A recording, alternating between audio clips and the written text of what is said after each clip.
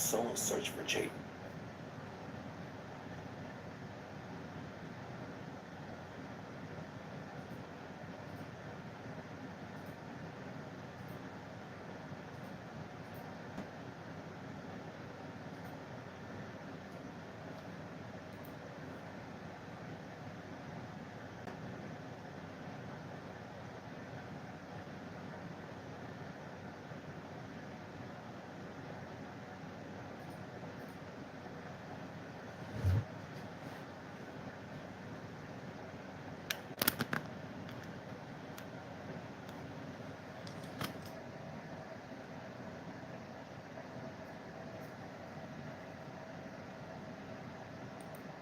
At 9:02 p.m. on January 2nd, 2000, an 18-year-old had just left his job at Walmart.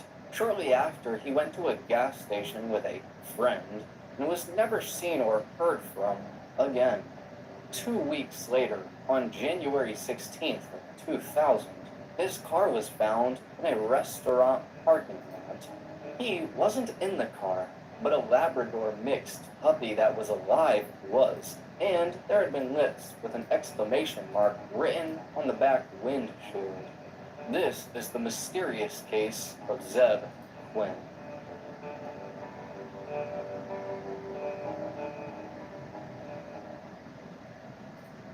Hello, friend, and welcome to High Time Crime.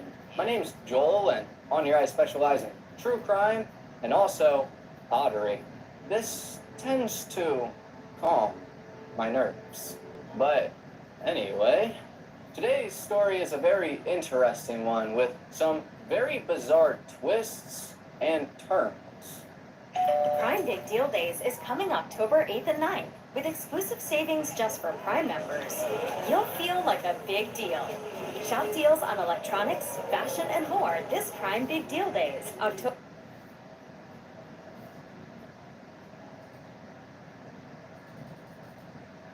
Zeb Wayne Quinn was born on May 12, 1981 in Asheville, North Carolina, to his mother Denise Lahakis and his father Jerry Wayne Quinn.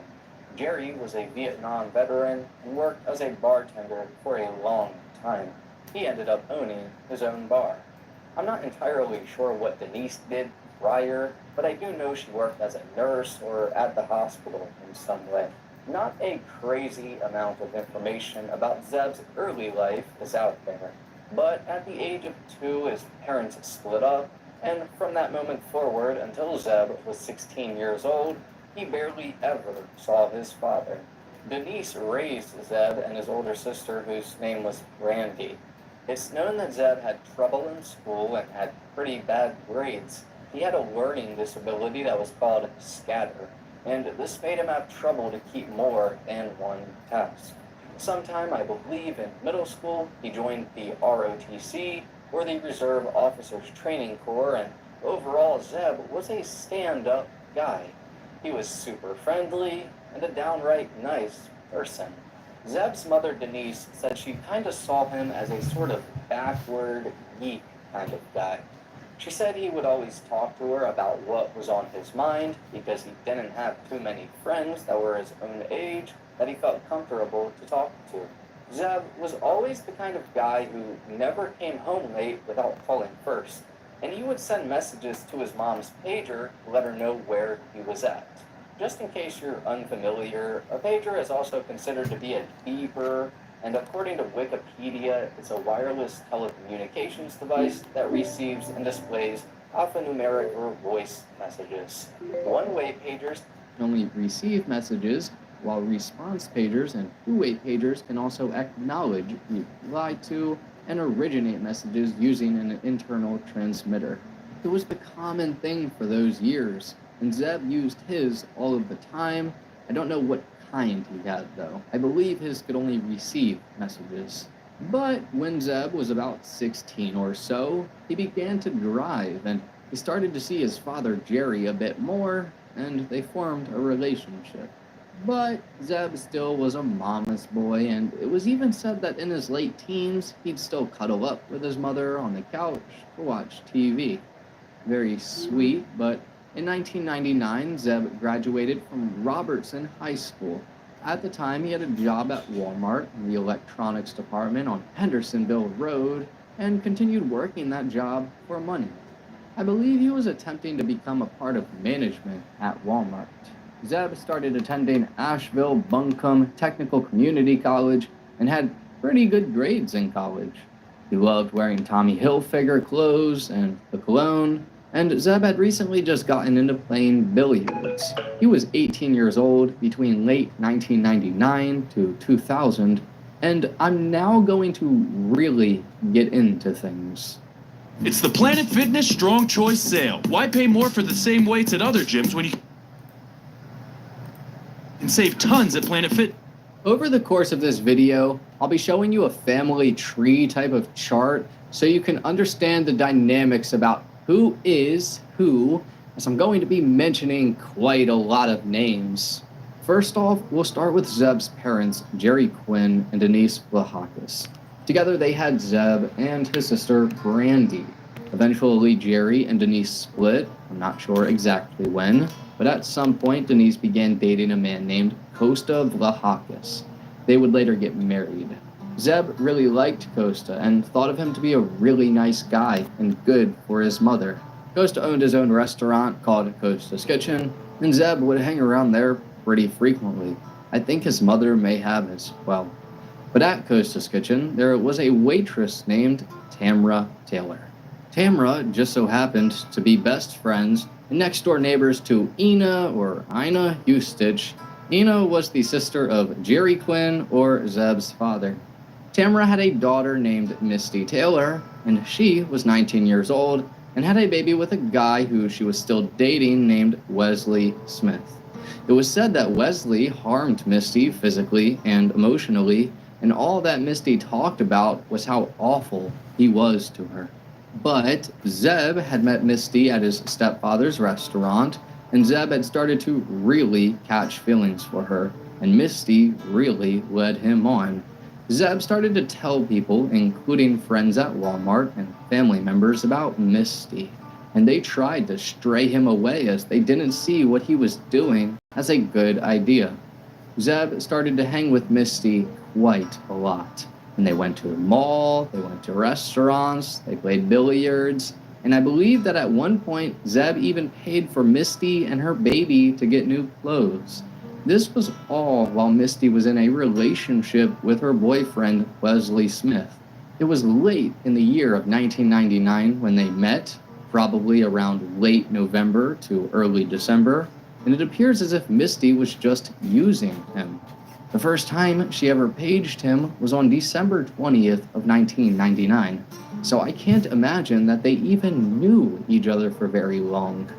Zeb had spent his New Year's at home playing PlayStation. I believe it was the night before that or the night after that he was at his dad's home when he was on the phone. A friend of Zeb's father said she saw Zeb leave the room very upset after a phone call he had. She doesn't know who was on the other line. This friend of Zeb's father also said that Zeb and Wesley, Misty's boyfriend, started to have some sort of issues with each other, and a threat had actually made its way to Zeb. It basically stated to leave Misty alone, or Wesley and his friends were going to do something about it. On Sunday, January 2nd of 2000, Zeb woke up, and hours later he was at his home with his grandmother, Sylvia Clymer. I believe this was his mother's mother, but she had seen Zeb on the phone talking to Misty. Sylvia said that Zeb had told her probably a few days prior that Misty told Wesley that he had to help out more with the baby, and he left. Sylvia said that after that phone call with Misty, though, Zeb hung up pretty quickly and told his grandmother he's back, referring to Wesley. Later this day, Zeb had work, as he typically did. He had been saving up to buy a newer car as he was driving a 1990 Mazda Protege. He wanted a Mitsubishi Eclipse, though. So while at work, I'm guessing this was also probably days or weeks prior, he had been talking to a coworker. Some articles say best friend. I don't think that's the case. This coworker's name was Robert Jason Owens, and I did see an article from one of Zeb and Jason's peers that said they hung out for a few years as teenagers because Zeb rode BMX a bit and didn't really have anyone to ride with until Jason came along. I'm not sure of the validity of that, but whatever their true relationship was, it sure wasn't a valid one, though I do know they played pool together and fished a few times and hung out a little bit. But while at work on that Sunday, Zeb was just finishing up his shift in the electronics department when he ran into Jason as he went by and told him how he's looking to buy a Mitsubishi Eclipse. Now, to get a little background about Robert Jason Owens, I believe he was about 22 years old at the time. He worked at both Walmart and a Volvo plant, and he was just bad news. Going back to our family tree chart, it was stated in some articles and places that Jason was distant cousins with Wesley. Take this with a grain of salt, as once again, the information for this case is very scattered, and what is fully truthful is hard to really know. But basically, when Zeb saw Jason and told him how he's looking for the Eclipse, Jason told him he just so happens to know where one that's for sale is located, and that he'll take him there and show him it. It was located on Leicester Highway. I guess maybe it could have been a dealership or something. So after Zeb clocked out of work at 9:02 p.m. and met Jason in the parking lot, for some reason, they decided to take differing cars. You would think if you're going to check out a car, you would take the same one in case the car gets bought, but they didn't.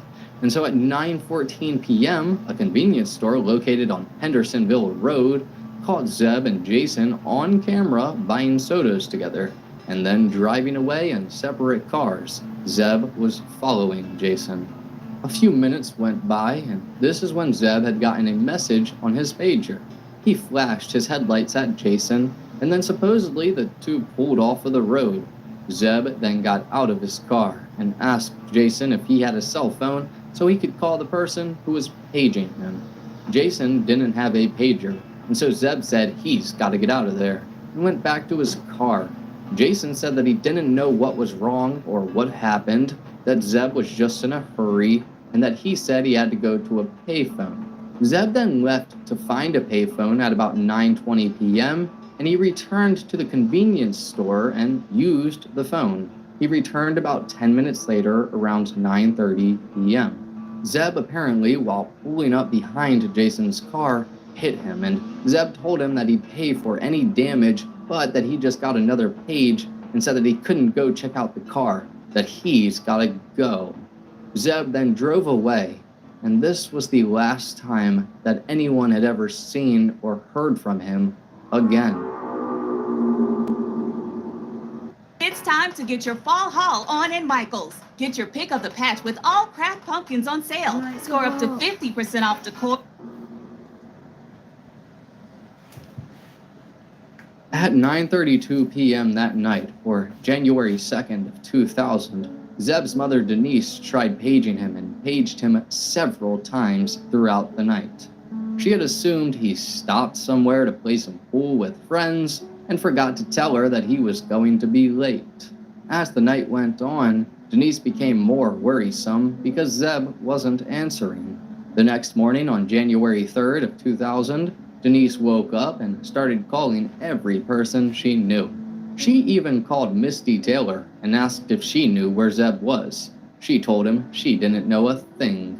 Misty had supposedly spent the night of January 2nd of 2000 with Wesley, her mother Tamra, and also Zeb's aunt, Ina. They were all having dinner together at Tamra's house. Eventually, Denise had called Walmart and spoken to the supervisor, a woman named Patricia Andrick. Denise told her what happened, and Patricia said she'll let Denise know if she hears anything. After some time, Denise called the police and tried to file a missing persons report. But unfortunately, they said there wasn't much they could do because Zeb was 18, and it appeared as if he just ran off. Denise was convinced that this was not the case. Zeb would never run away without telling anyone. He loved his mother and family very deeply. Later that same day, or January 3rd, a phone call was made from a no-name caller to the Walmart, and the supervisor, Patricia Andrick, answered this call. The person on the other line said that they were Zeb and that they were calling out today. Patricia immediately could tell that this was not Zeb because 1, it sounded nothing like him, and 2, this person appeared suspicious and off. Patricia eventually hung up and then dialed star 69, which would bring the number back up with where it was located. This call was made from the Volvo plant that Jason worked at. The police then went to the plant and immediately located Jason, and Jason told them that Zeb called him and begged him to make the call to Walmart. He said he had no idea Zeb didn't go home or that he was missing. Jason was the last person to see Zeb and made a phone call to his work to call out for him. The police must have been sorta suspicious because they supposedly gave Jason a polygraph test and he passed it. Also, get this right, Jason, the morning of January 3rd, went to the hospital and was treated for a head injury and fractured ribs. He stated that it was because of a car accident. No police report or anything else about this accident, and a great question is, did anyone check on Jason's car to see if he was actually in an accident? Apparently, the police thought the injuries weren't consistent with the minor accident he said happened. Regardless, things were getting more and more suspicious as time would pass. 2 weeks after Zeb disappeared is when a huge but very bizarre clue came. On January 16th of 2000, Zeb's car randomly appeared in the parking lot of Little Pig's Barbecue. This wasn't far from the hospital where both Zeb's mother and sister worked. Zeb's car was found and things were very off. First off, the keys were in the ignition with the headlights on. Inside of the car, there were hair follicles and fibers that didn't belong to Zeb, a few drink bottles and a jacket that did not belong to Zeb, a room key to a hotel. Some articles say that there may have been a bag of the good green, and also a Labrador mix puppy that was about 3 months old and still alive. Not only this, but the driver's seat was positioned very close to the steering wheel, as if the last person to drive it was pretty short. On the outside of Zeb's car, there was an exclamation mark with a pair of lips written in orange-pink lipstick. The police said that they were absolutely baffled by this and checked to see if there was some sort of ritual or cult involved, but they ruled that out pretty quickly.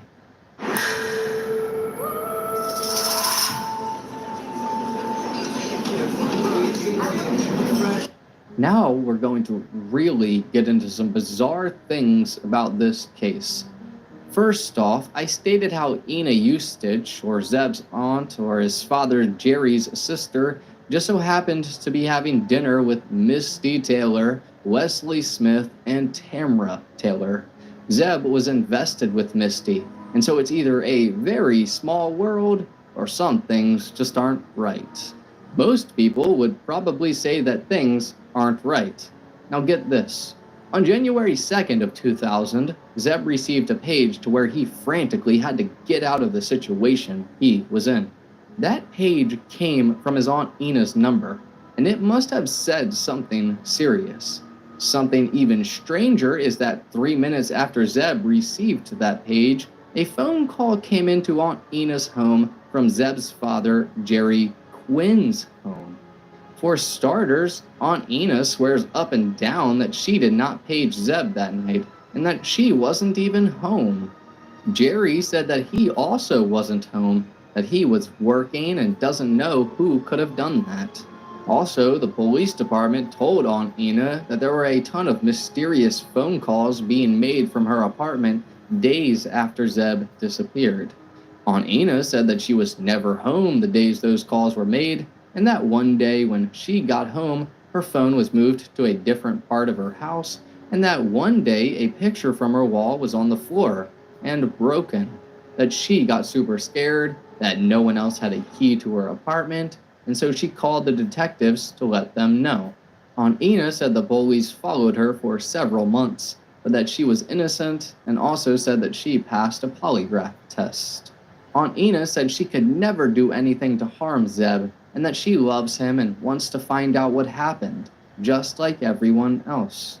Aunt Ina would eventually move states and go to Tennessee.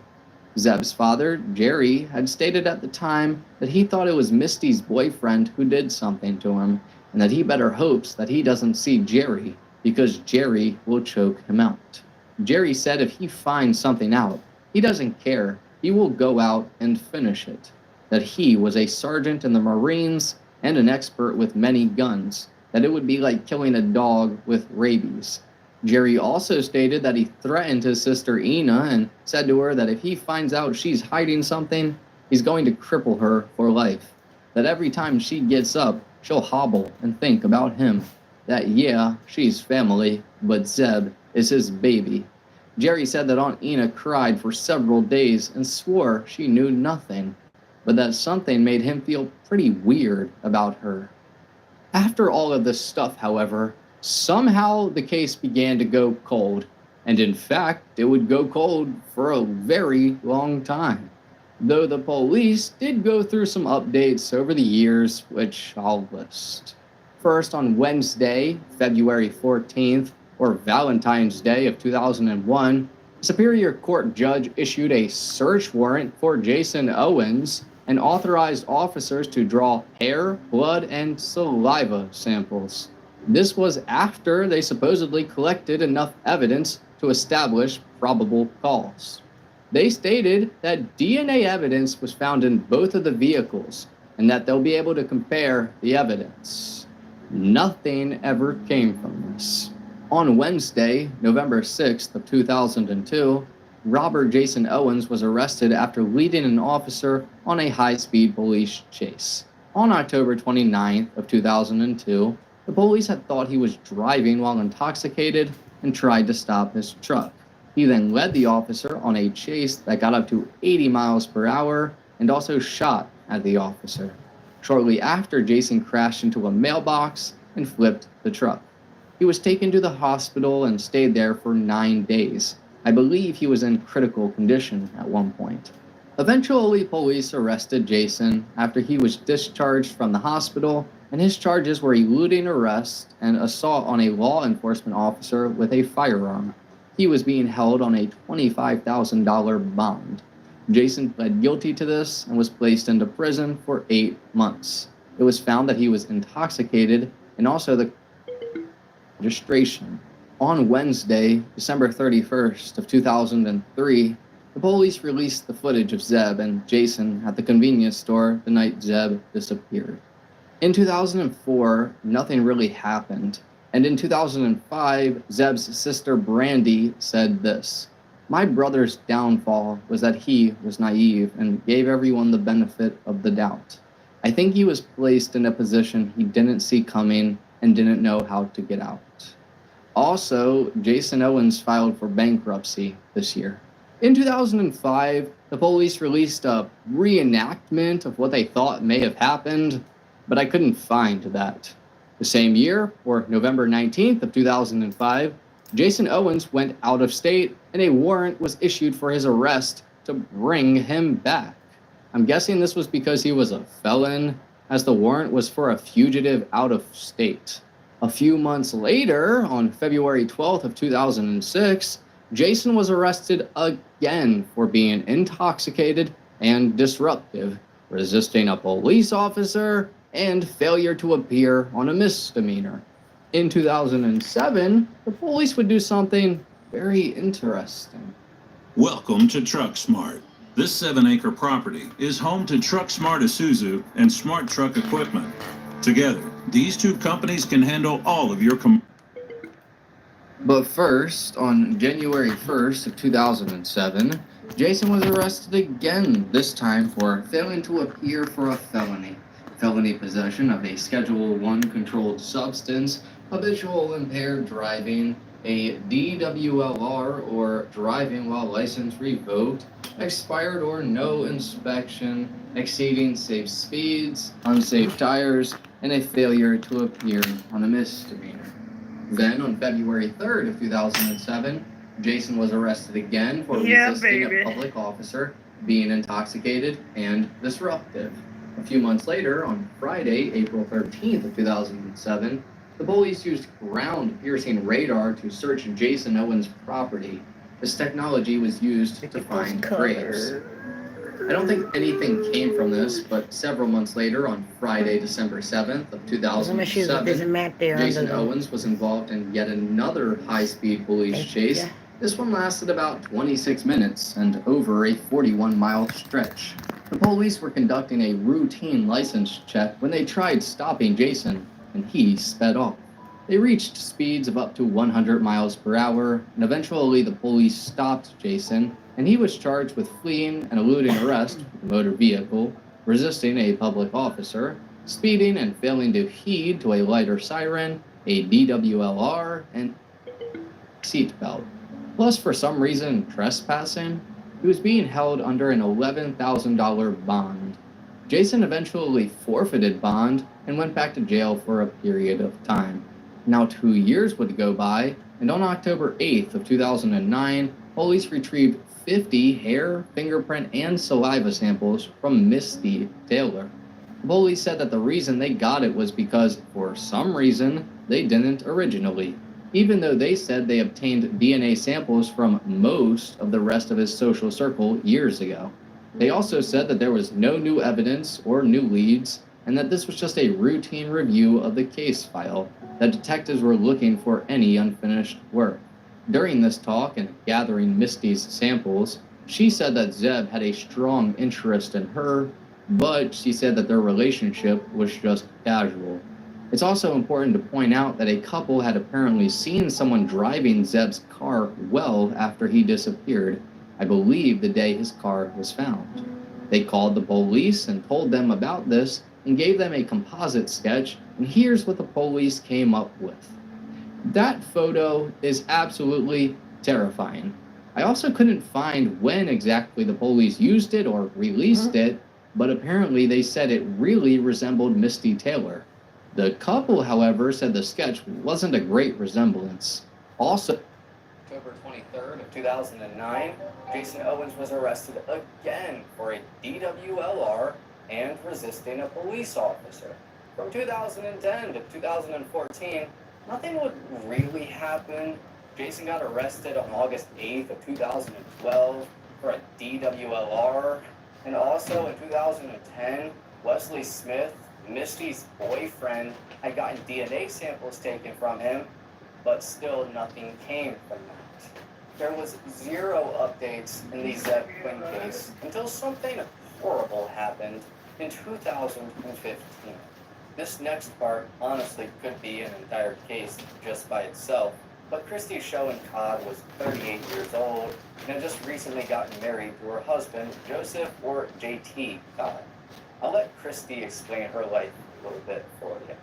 My name is Christy, and I'm from Biloxi, Mississippi, but I live out in Marina del Rey, California. I would describe myself as outgoing, adventurous. I like to challenge myself, go out and hike and run. I'm very, very athletic. My father is a big cook. He was in the Air Force, and throughout that time, we've traveled all over the world. He's always been a big cook with delicious entrees and foods and desserts, and my parents worked a lot, so we had to do a lot of our own cooking. And that's when I started doing my own thing. I am a movie caterer, so I cater big budget movies. Catering is an advantage in terms of feeding the masses, because I'm all about getting the food done and making it delicious at the same time. My culinary point of view is fresh, organic, delicious, healthy cuisine. If I became the next Food Network star, it wouldn't be about changing my life.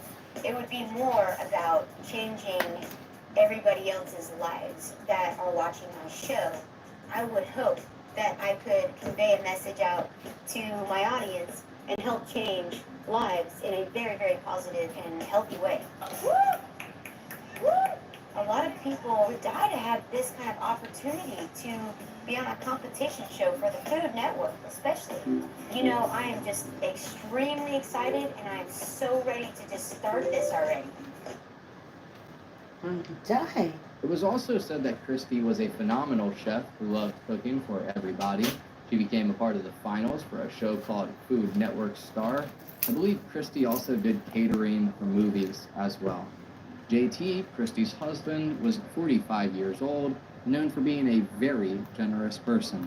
He was a non-judgmental guy who helped out everyone he knew. JT apparently one time lived homeless to experience what it was like, and it was said that he was a huge advocate for the underdog. JT would eventually find himself in California working on TV and film productions as a grip, and according to Screen Skills, while directors think of the artistry of the shots, grips work out how they are going to move the cameras to make that happen.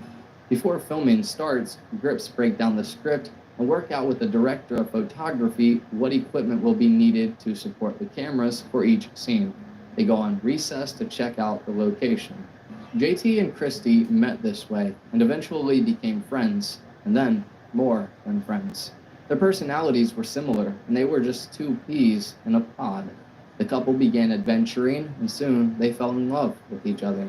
Eventually, they wanted to settle down somewhere kind of quiet that they could create their dream farm life.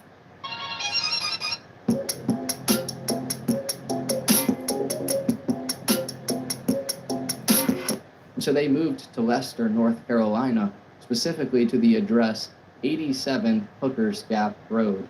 This was only a 5-minute drive from 8 Owens Cove Road, and the person that just so happened to live here was Jason Owens.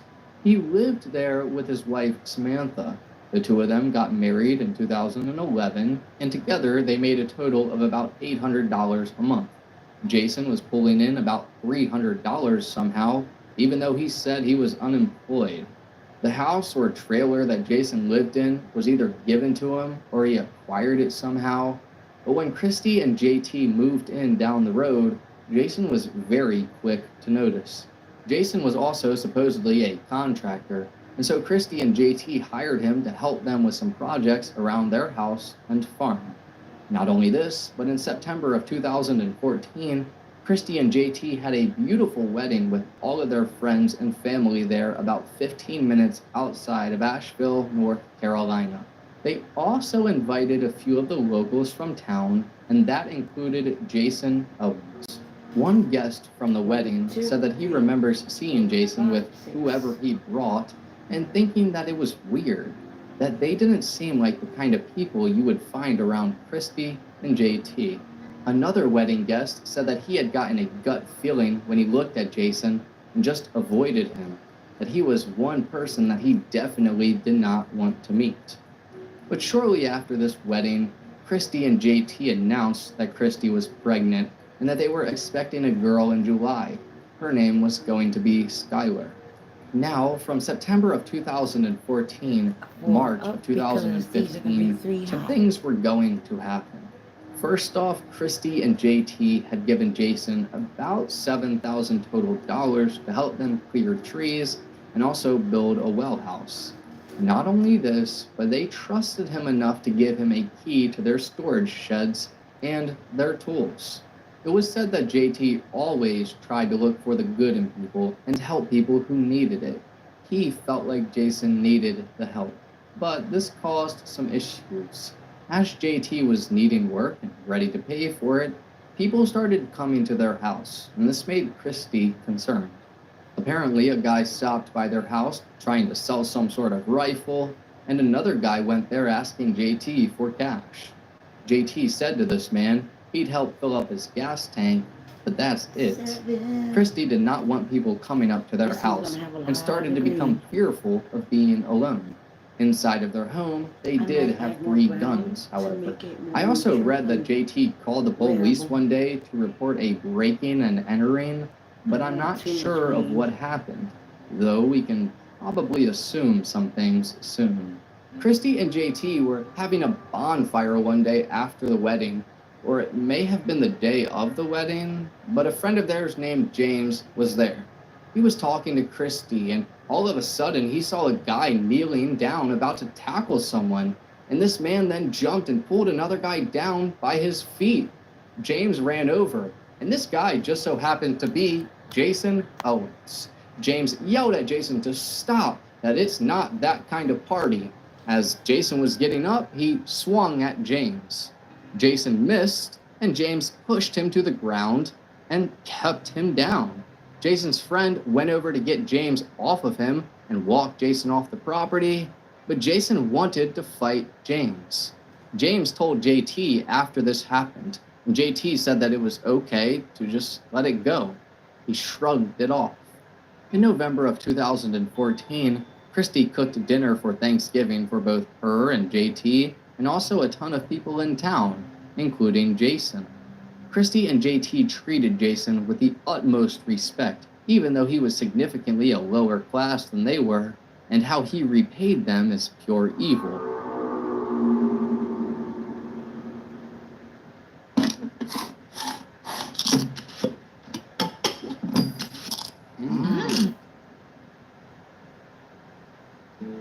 On March 15th of 2015, Bill Schoen, Christy's father, had first called a friend of Christy and JT's named Cecilia Owens. She just so happened to be the aunt of Jason Owens.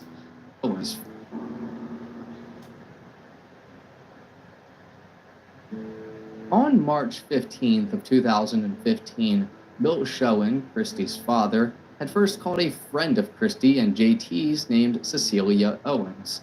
She just so happened to be the aunt of Jason Owens. But Cecilia went inside and knew something was immediately wrong when she first smelled it, and it smelled like feces and urine. That's because Christy and JT had dogs, and the dogs went to the bathroom inside of the house. Cecilia was concerned right away because the couple would never leave their dogs like that, and things just seemed off. The reason that Christy's father called Cecilia in the first place was because Christy, and I believe JT also, were supposed to be in Mississippi at 4 p.m. to see Christy's family. Christy's father was very worried because he hadn't had any contact with Christy for several days. Though Christy's father did say his wife talked to Christy the day before through text message on March 14th. But after Cecilia had checked the house, she called Christy's father back and told him what she saw. He called the police and requested a welfare check, and within minutes the police were there. The police then went inside after nobody answered, and they saw Christy's purse and JT's wallet. A medicine cabinet was open with band-aids that were removed, and the police also found their dogs. But there were zero signs of Christy and JT. The police then looked into both of their phone records and saw text messages on both March 10th and the 11th that came from JT's phone, and it went to none other than Jason Owens. On March 15th of 2015, at about 8:30 p.m., somebody reported to the police that they saw Jason dumping large trash bags into a dumpster outside of a house. The detectives then went to check the dumpster and found out the items inside belonged to Christy. The police, with enough probable cause, went and arrested Jason early in the morning on Monday, March 16th of 2015. And at first he claimed he had no idea what happened to the couple. He was arrested for breaking and entering and also larceny for stealing from the Cods. It wouldn't be long before Jason revealed everything to the police, and it was absolutely sickening. It was found that Jason also pawned items that he stole from Christy and JT as well. But Jason told the police he had gotten stuck in a creek by their home. They tried to help him get out, and they were standing in front of his truck when he hit the accelerator and ran both of them over. I already have a question there. If he was stuck, how was he able to drive? And also, I've never heard of anyone being in the front of someone's vehicle to help them get out from being stuck. But Jason basically stated that JT died instantly from being ran over, and that Christy was still alive. So he ran inside with her and tried to help her in the living room, but she ended up passing away. Jason said he then ran outside and found JT dead. He said that he wasn't supposed to be driving because of previous convictions and didn't want to go to jail. So he carried JT's body to his trailer and burned his body in their wood stove. The next day, Jason went back to the Cods' home put Christie's body in the shower and cut it up and then put all of the parts into plastic bags. He then went back to his house and put all the parts into the wood stove and burned them. Afterwards, Jason said he wanted to make this look like a robbery gone wrong, and so he started to sell and steal their stuff. He also admitted to making texts from Christie's phone to her relatives. Jason continued by saying that he took some of the money he got from pawning their stuff and filled up his truck with gas and took his wife out to dinner. Another question here is, where was Jason's wife when he was burning the bodies inside of the wooden stove 2 days in a row? She lived with him, and they were both unemployed. But regardless, Jason told the police that he's not a bad guy. He eventually entered a guilty plea for 3 counts of second-degree murder and 2 counts of dismemberment. This was for Christy, JT, and their unborn baby girl. Jason, in April of 2017, was given a minimum 60-year prison sentence, which I don't understand how he isn't automatically given life. Absolutely sickening what Jason did to that poor couple, but the story doesn't end here. And in fact, Jason would eventually come out with some new information that would pertain to the disappearance of Zeb Quinn. First, while Jason was in jail awaiting charges, someone burned down his double-wide trailer, I believe the day after he was arrested. He then wrote a letter to his neighbor, and inside of this letter is some revealing things. Jason stated, "As you all know, somebody burned down the double-wide, and that somebody was my Uncle Gene. No doubt he burned it to send me a warning because I'm safe from him in here. I have lived in fear of him since Jan 2000 because of what I witnessed him doing and the threats he made me. Scott took the restraining order out on Gene right after Mom's passing to keep him away from Owens Cove Road out of fear of him. Anyway, I'm telling you guys this because I have shared what I witnessed. Gene committing murder with law enforcement, and he now knows I told. So if you guys see him or anything odd around this place, call the cops and Samantha."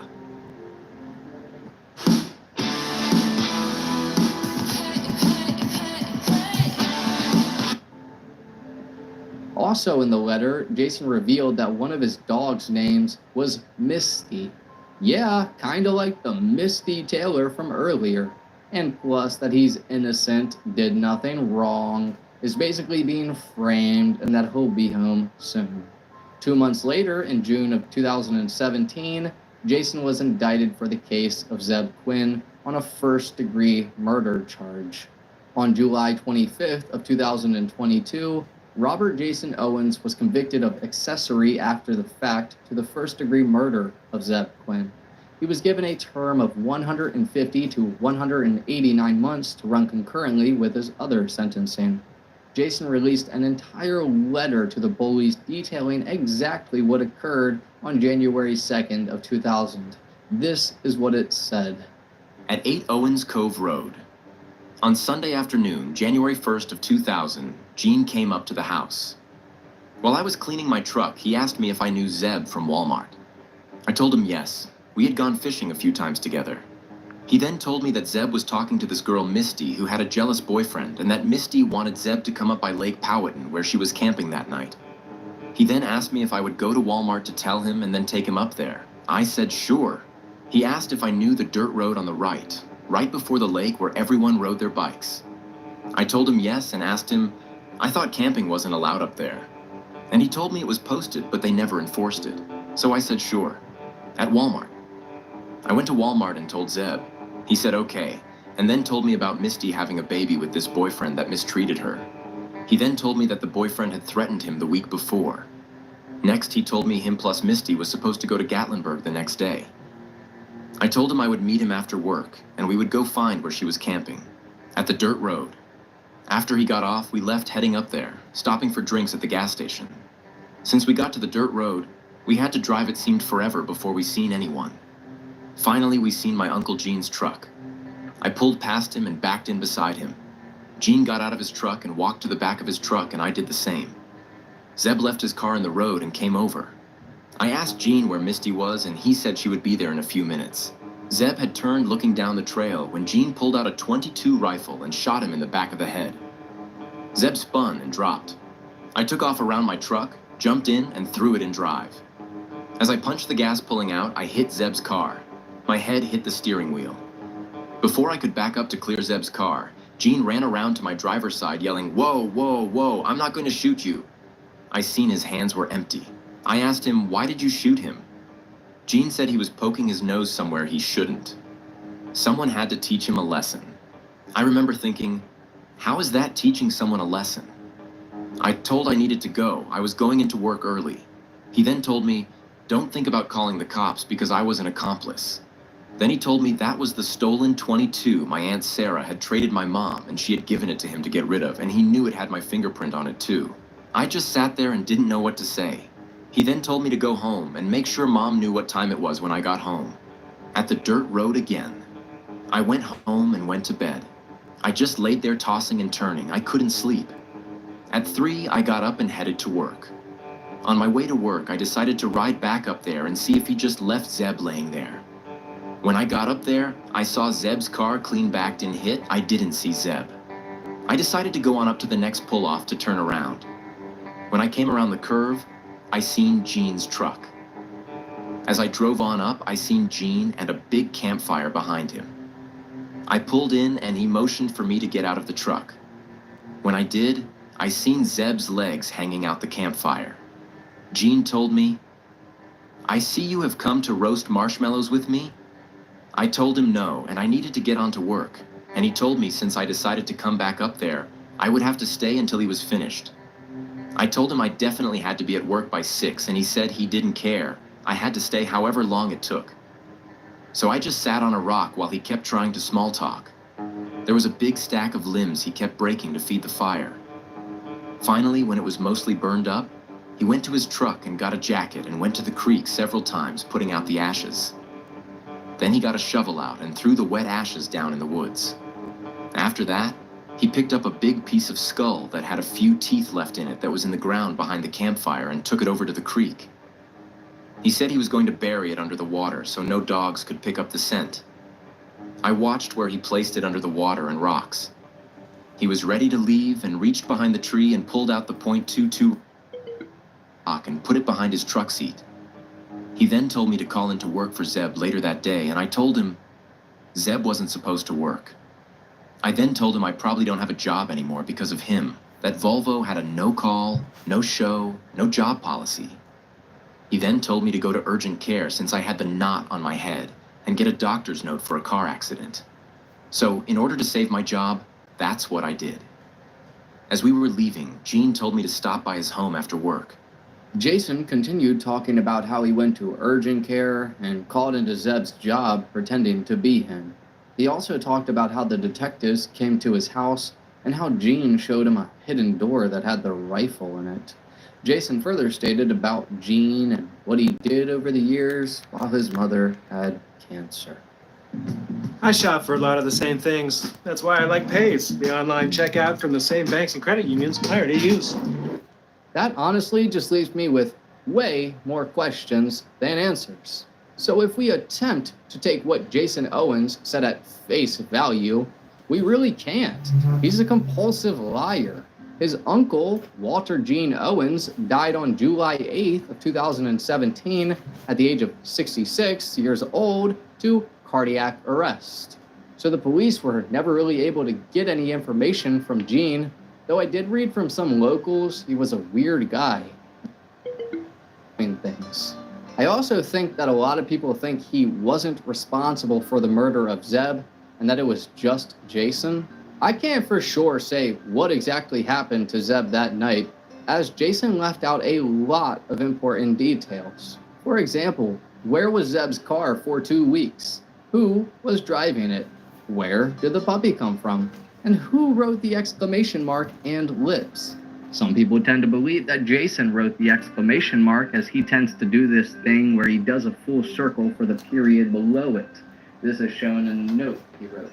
Some people believe that what point they were trying to get across with the puppy and lips was that it could have been puppy love or something along those lines. Also, in the letter that Jason wrote, he stated that Misty was camping up by Lake Powhatan that night and she wanted Zeb to stop by. if we recall correctly, apparently Misty that night was at her mother's home with Zeb's Aunt Ina, her mother, and Wesley, her boyfriend. Misty and Wesley are still together, by the way. They've had multiple children, and get this, right? They run a dog breeding business. Now, let's ask a few more questions. If Jason got charged as an accessory to murder, why haven't both Misty and Wesley been charged? Jason stated the reason his Uncle Gene supposedly killed Zeb was because he was hired by Wesley, or Wesley just wanted him to do it or something. So if Wesley hired Uncle Gene to murder Zeb, where's his arrest? Plus, with the fact that even the police believe that Misty Taylor was the one driving Zeb's car, what about that? And did they ever do any DNA tests for hair follicles of the jacket that was found in Zeb's car, or DNA from the drinks? Also, with the hotel card, wouldn't there be some sort of way to figure out where it belonged to? They know there's only so many hotels in the area, so did they go to every single one and just look through the reservation list to see if they saw any familiar names, or if the hotel card matched? I mean, it did have a specific description on it, and it was metal. Not all hotel cards are the same. Oh, and just to mention, the dog that was found inside of the car was adopted by one of the officers, and she was given a great life. So now, with all of this, we're left with more questions than answers, and hopefully one day something will come of this. Jason eventually led police to where he said Gene dumped Zeb's ashes or body parts, but obviously if they were ashes and it was 20 years ago, they wouldn't be there. Some more questions are, who the heck paged Zeb that night from his aunt's house? And who called from his dad's house only 3 minutes after to his aunt's? It would be kind of hard to believe that both of them would be involved in a cover-up. And so many other people too. And I think the biggest thing there is, why would there even be a cover-up? But it is 100% a fact that Zeb was paged by his aunt's number that night, and that Zeb's father's number called his aunt's 3 minutes later. I find it strange that Jason never mentioned that in the letter he wrote, but he did mention it when he was questioned the first time about Zeb.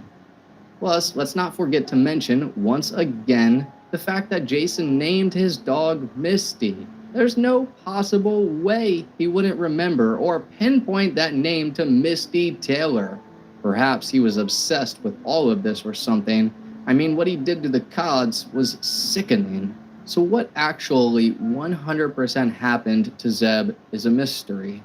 And I personally believe that there is way more to this than Jason is letting up.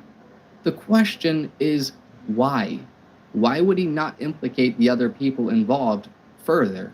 Though he sort of did in a way, he just left out a lot of crucial details that make this case so bizarre. I want to know your thoughts and opinions. Zeb was an innocent guy who was just looking to get forward in life, and he was excited about his future. He was enrolled for another semester at college, and he unfortunately really liked Misty, and evil people decided to take him away. I hope he's resting peacefully and that this family is doing okay. Both Christy and JT were also very good and hardworking, ambitious people that were so excited to start a family together. They moved far from what they were normally used to into a small town to try and have a great farm life. They trusted their neighbors and never expected anything like that to occur.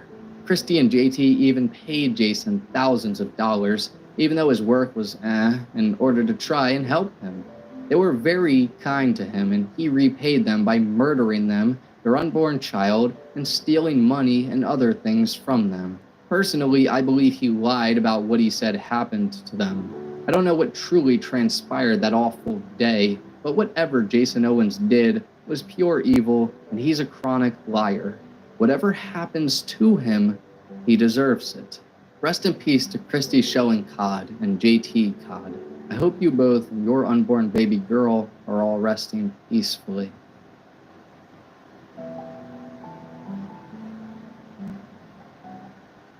But anyways, thank you for watching this episode of High Time Crime. If true crime is your thing, then please like and subscribe.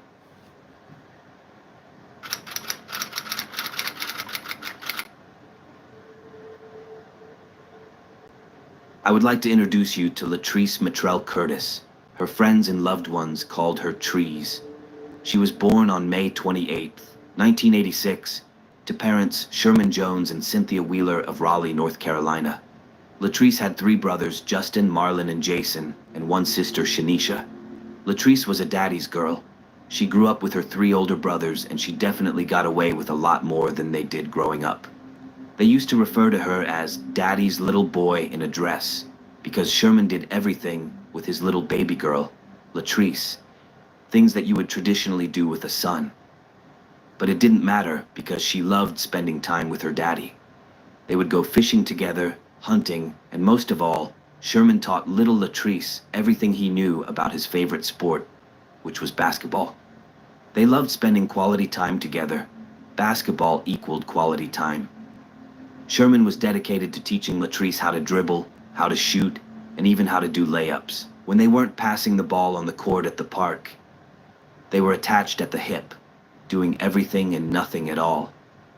Sherman would joke around about her being like his little shadow because wherever he went, she seemed to follow right behind him, even to the point where he would end up stepping on her because she was right under his feet. He loved it and tried to enjoy it because he knew once his little girl got into her teens, it would most likely be a different story. And he was right. Junior high rolled around and Latrice was growing up. She was becoming her own person. She had her own hobbies and her own social life now.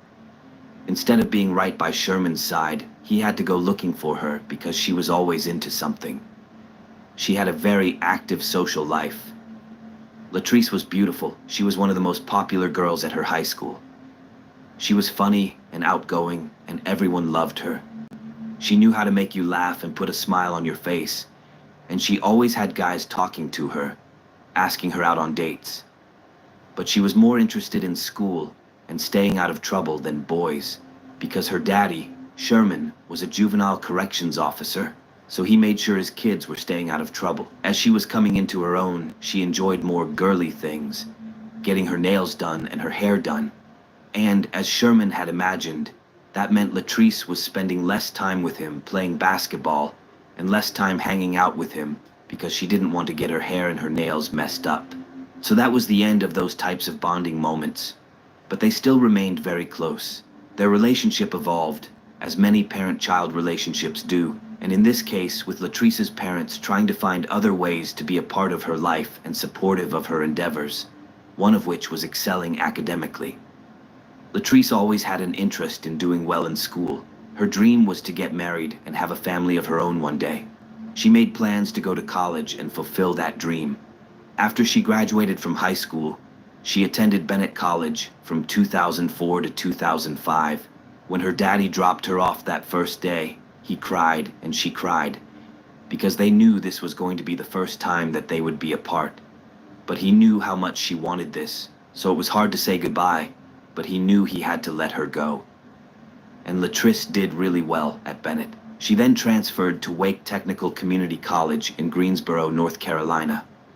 As Latrice was growing up, she was known as a cute, petite, bubbly young lady with a little unique kind of high-pitched voice that friends could recognize right away without even seeing her face. She was dedicated to her studies. She would stay up late studying, working on an exam or a college project. And during the first semester of her freshman year, she ended up meeting someone special. Even though boys were not a priority, this one mattered. His name was Darren Lee Curtis. He was also from Raleigh and was a former National Guard soldier. He was also in college, but he was attending the prestigious North Carolina Central University, about 30 minutes away in Durham. He was an accounting student, and they just hit it off. They had so much in common, and everyone could tell they were in love. Sometimes it's hard to get into a serious relationship in college, but it worked for these two because they were both serious about their studies. They allowed each other that time to sit there with their nose in a book, and they understood their priorities. They were also both working part-time in Raleigh. Latrice worked in human resources at the Sears department store in Triangle Town Center Mall, and Darren was a part-time accountant with a firm also in Raleigh, so he had a 30-minute commute from school to work every day.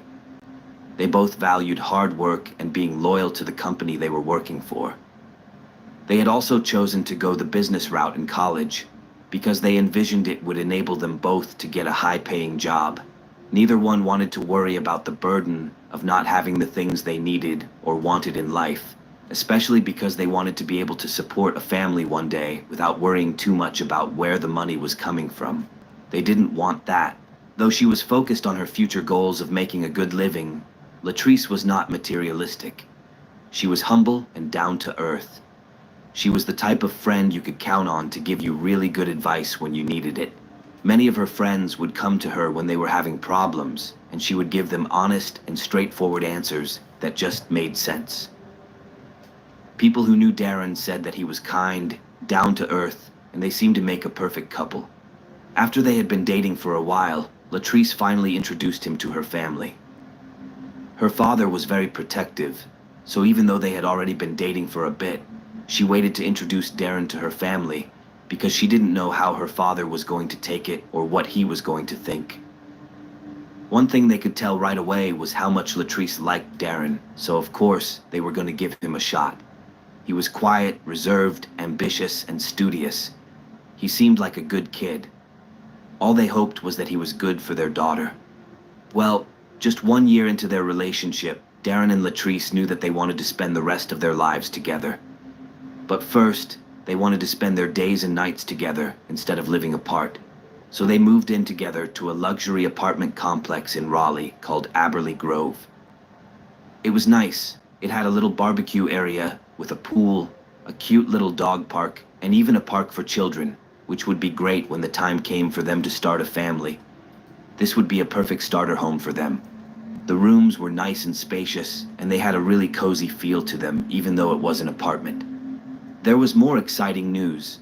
Latrice was accepted to North Carolina Central University, and now both of them would be making the 30-minute commute from Raleigh. But it was such a great school, so it was worth it. Latrice was majoring in business management and administration. The couple couldn't wait.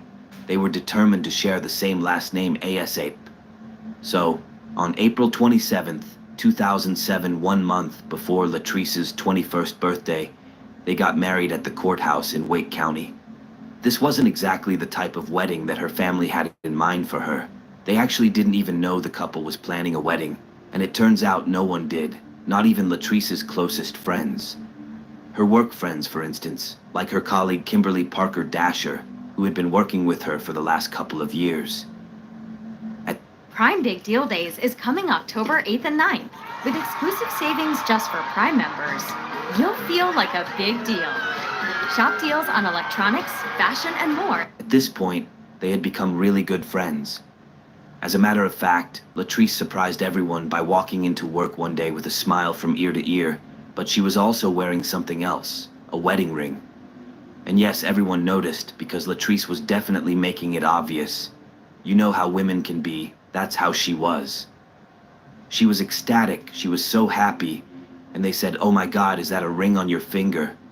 And she's like, "Yes, I got married." And they were like, "What?" Because everyone was shocked. They did not see that coming. Latrice just seemed very responsible, and not that it was irresponsible to get married out of the blue. They just weren't expecting it. Well, there was one person that wasn't as excited about the matrimony, and that was Sherman, Latrice's dad. He was pretty upset that Darren hadn't even asked him for his daughter's hand in marriage, or even gotten to know the family. Sherman had no clue that this man was going to make Latrice his bride, and he felt disrespected. He was mad at Latrice as well, and he let it show.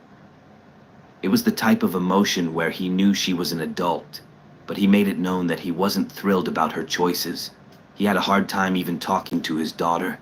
He just held resentment. So even when she would call to check in and see how everyone was doing, he would give her the cold shoulder. He would give her a hard time, saying something like, "What's wrong with you, girl? What's the rush?" He knew that Latrice had purposely kept their intentions from him because she knew how he might react, as protective as he was. But at the end of the day, he knew it was Latrice's choice, and she chose Darren. By the early part of January 2008, Latrice was going into her senior year at NCCU. She was still working part-time at Sears in Raleigh, and she'd been married to Darren for about 9 months. However, she began taking her business classes at night instead of during the day. She wanted to use the daytime to work because the couple was coming up on their last years at the university, and she had even bigger plans ahead. She wanted to start a family. No surprise, we already know that's one of her goals, and she shared this goal with her friends. Before the holidays, she confided in one friend in particular, Anisha Baldwin. Anisha had worked with her for at least 3 years at Sears, and Latrice actually said she wanted to try for a baby right after Christmas. But Darren wasn't ready. Darren was 26 and Latrice was 21. So was Latrice ready? There could have been some added pressure, considering that one of her closest friends was pregnant and due right after the holidays. Latrice had time, and right now she was focused on school and work. Speaking of which, after a long day of work and classes, she would usually arrive home around 8 o'clock in the evening. After class got out, she would make that 30-minute commute, and Darren would usually get home 15 to 30 minutes after her, so their schedules worked out perfectly. They had stuck to this routine for some time now. Nothing was different on the evening of January 29th. Latrice had class, and Darren was at work. What wasn't ordinary was the next morning, January 30th, 2008. It wasn't ordinary at all, especially not for David Jones, who was on his morning commute on his way to a meeting. It was approximately 7:30. On a cold winter morning in Raleigh, David was driving down Interstate 540, and as traffic was slowing down, David passed time by looking out the window. He looked to the right, and something caught his eye, so he did a double take. He thought, "What is that?" The side of the road at this time of year wasn't green and full of life. It was brown from the snow melting. There was dry, golden brown brush lining both sides of the road. He saw something lying up an embankment, and it didn't blend into the foliage. It stood out. David couldn't just leave. He pulled off the shoulder a little bit so that he could take a closer look without his car moving along the road. He thought he knew what he was looking at, so he called 911. He said he was going westbound on I-540, just past the Buffalo Road exit, and he thought he saw a body on the side of the road. To picture what David was looking at, I want to describe what this highway is like and what the terrain looks like on both sides. This will help you envision what David was seeing. By this time, it was light outside. He was going westbound, just past that Buffalo exit. The ground next to the highway was a golden brown color. Short, dry, dead grass. There wasn't tall green grass or bushes.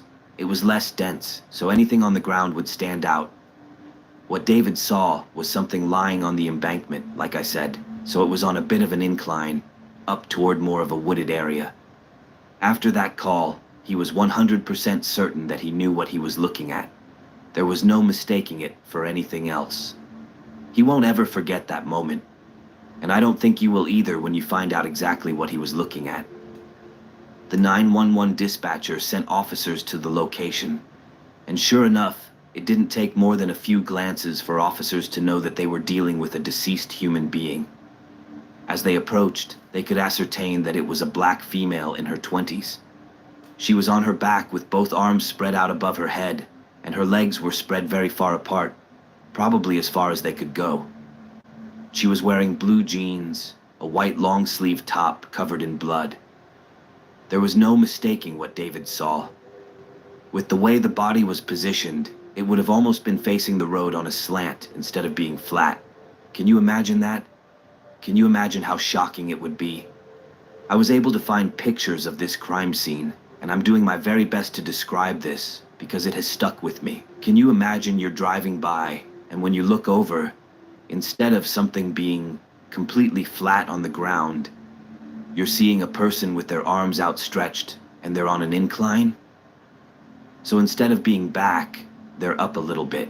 So it's almost as though they're just facing the road like that. And the stark contrast of her dark skin and the white shirt, the bright white shirt, and the blood on the blue jeans and the white shirt, it was haunting. Initially, the first responders that got there thought this was probably a pedestrian, that was struck by a vehicle because it's common when people are walking on the side of the road. A driver's eyes can catch a glimpse of them and be drawn like the steering wheel can swerve and be drawn in that direction. It's an auto response. It's very dangerous to be on the shoulder of a busy highway, and it's absolutely terrible when this happens. But when they get closer, they realize that is not what happened here. This is not an accident at all. Someone did this to this poor girl. Officers get to work quickly to secure the scene. They don't want a passerby glancing over and seeing this horrific scene in front of them. They put up a tent around the body. They had a blue tarp over her. And then they put out something you can't miss at a crime scene: the yellow tape around the perimeter of the scene. Homicide detectives are called out, along with Jennifer Raymer, who was the assistant district attorney of Wake County at the time. And as Jennifer walked up, she could tell this was brutal. It was as though all the blood had been drained because she was so pale, powdery blue in color. It was clear that a stabbing had occurred. And I shouldn't even refer to it as a stabbing, because this was repeated impacts again and again, open wounds, large ones, specifically on the face, the neck, the chest. 3, Jennifer knew this was more than someone that just wanted this woman to die. It was as though they were sending a message, and it was a personal one. So the first thing they want to do is identify who the body belongs to, but she doesn't have anything on her, and there's no vehicle in sight. So, who was their Jane Doe on the side of I-540? Investigators don't have much to go on. This is a very busy section of the highway. Cars are rushing by, hundreds of cars every hour. They don't know how long she's been lying there, but they estimate from the condition of her body that it has been hours. At this point, they're thinking, can we even find any eyewitnesses that would have seen anything as they're passing by at a high rate of speed, in addition to peering out through a blanket of darkness at night? There is a slim chance. So, they rely on clues that may be nearby at the scene. Some investigators begin walking on foot down the highway in both directions, while others get into their vehicles to canvass the entire area. They do end up locating Latrice's phone. It was found several hundred feet from her body, turned off and exposed to rain and other environmental elements. But not even half a mile from where the woman's body was found, investigators see 2 cars parked on the side of the road, a white Honda Civic and a white Nissan Sentra. And there's a man standing by the Nissan, peering inside with the door wide open. What's going on here? And are these cars connected to their Jane Doe? Wait until you find out who this man is. It was a shock to detectives, that's for sure, because they're questioning him right away, asking, "Better identify yourself." And he explains that he's the husband of Latrice Curtis. And guess what? He reported her missing just about an hour earlier. He says he just found her car, the white Nissan, on the side of the road, so he stopped to see what was going on. It's plain to see the Nissan has been involved in a crime, a bloody one. It doesn't even take a search of it to see evidence that there has been a struggle.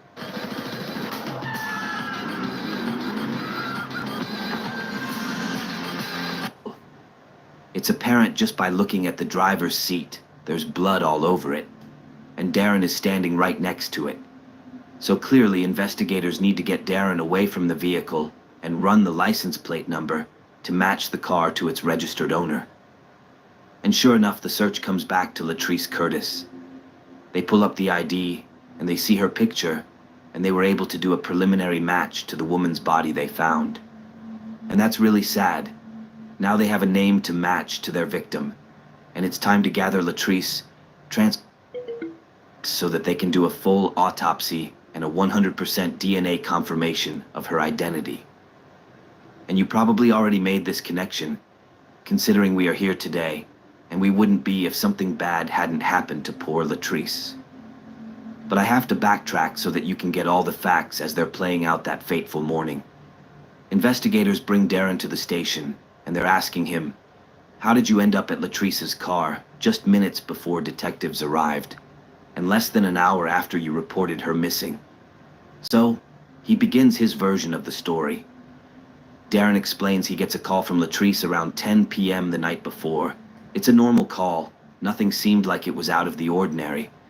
She said that she was running late from class. She'd been in the library studying and whatnot, and now she's on her way home, but she may stop and get a bite to eat first. She tells him to expect her home around 11:30 p.m. The thing is, Latrice never makes it home, and you'd think that her husband would find that a little bit odd, right? Because investigators are kind of puzzled when they ask him about that. Darren said he was so tired that he just fell asleep. I mean, I personally couldn't sleep if my loved one wasn't home, but that's me. And I get it, everybody's different, and this was an ordinary night, according to Darren. Nothing to think twice about. However, this was not an ordinary night. Not at all. They want to know, when did you realize your wife hadn't come before? Darren explained he woke up at his usual time, around 6 or 7 o'clock in the morning. And they're like, wait a minute, you went to sleep? You never woke up once? You never checked if your wife came home? And he's like, I was asleep. But when I woke up, yes, I realized Latrice is not in bed with me. So he says that he calls her to make sure that everything's okay, and it goes straight to her voicemail. So he leaves a message telling her, hey, I'm just calling to make sure you're all right, and just give me a call back whenever you can. Darren assumes that Latrice may have gone to her parents' house and slept over there. She may still be asleep. So he tells investigators he proceeded to get ready for work, showering, eating, his whole morning routine. Then he leaves their apartment to head to work around 7:30 in the morning. But here's where things get weird. Darren says he takes I-540 to work every single morning. And as he's driving, he glances over and thinks he spots a car on the side of the road that looks like the one his wife drives, the white Nissan.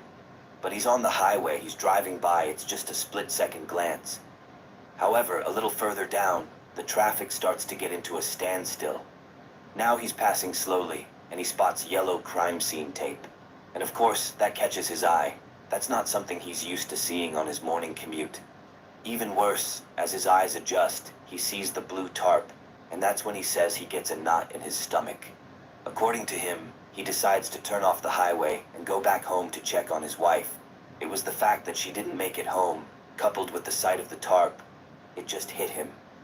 He couldn't help but think, what if something happened to my wife? Where is she? So, he goes all the way back to their apartment.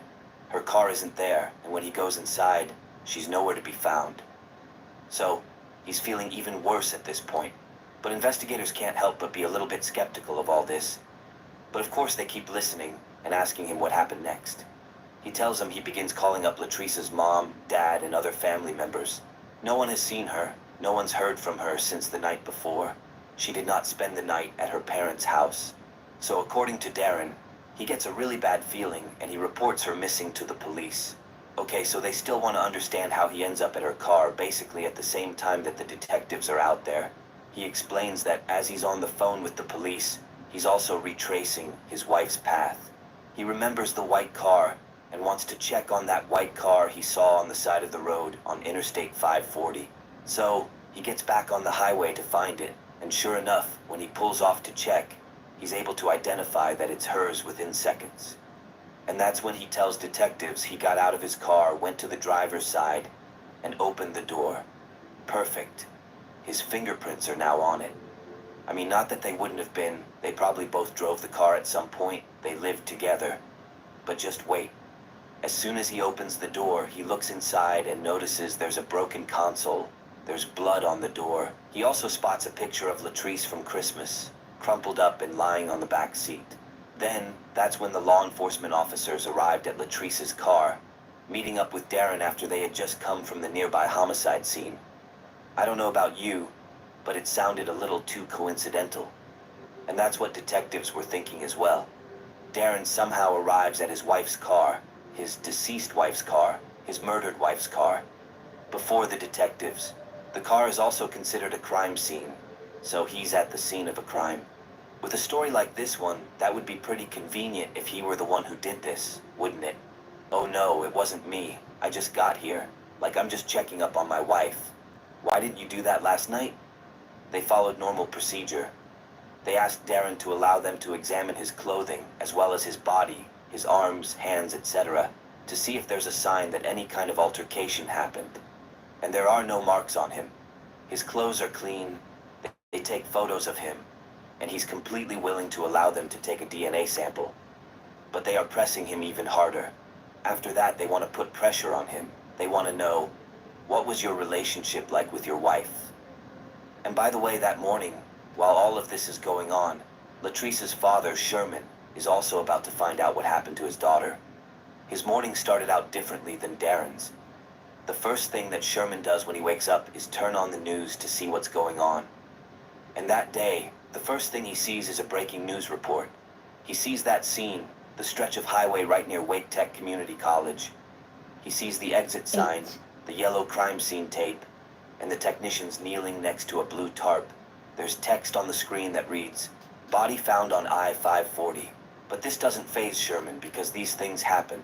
There was no reason he would have ever expected this to be his own daughter underneath that tarp. But sadly, it was. Sherman gets a call from Darren asking if he knew where Latrice was, and Sherman's thinking, she's your wife. You are her husband. You live with her. Shouldn't you be the one that knows where your wife is? Darren's like, no.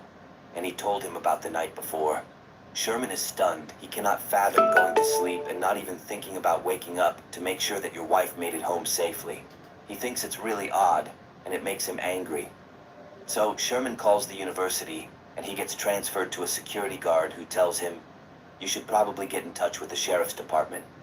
Sherman is confused. He's like, what for? Why the sheriff's office? The first thing that usually comes to mind is that your child has gotten themselves into trouble.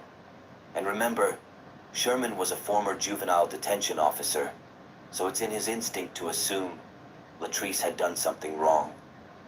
When he calls the sheriff says, you need to come down to the station. So Sherman and his wife jump in the car, and they are speechless the entire drive.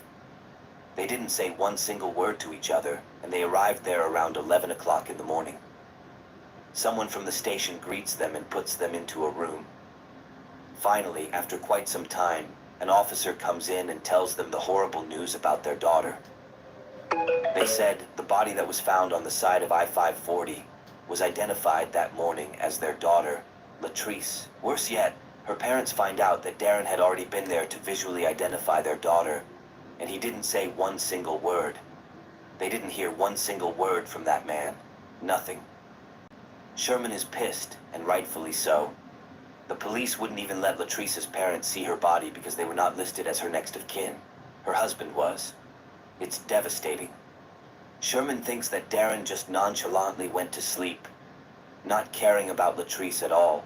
And that was his biggest fear, that this man wasn't the right one, that he wasn't going to be there to protect his daughter.